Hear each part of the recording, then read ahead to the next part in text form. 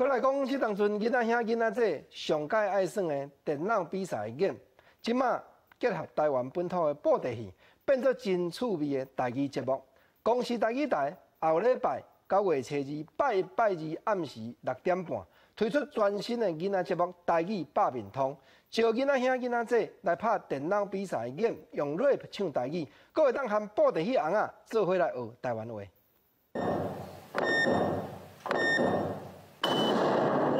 坐伫咧电竞比赛台，比赛开始。今仔日比的是台语文题目，这个团队的实力有影真坚强，无到30秒的时间就破关，挑选出霹雳布袋戏的小生苏焕真，也有武军罗敖。像我这个会就这么紧张，搁这么兴奋的变讲囡仔，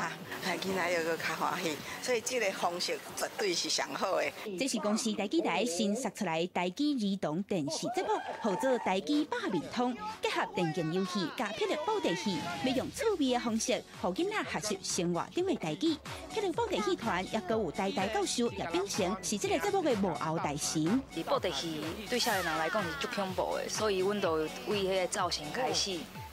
甲伊较古锥的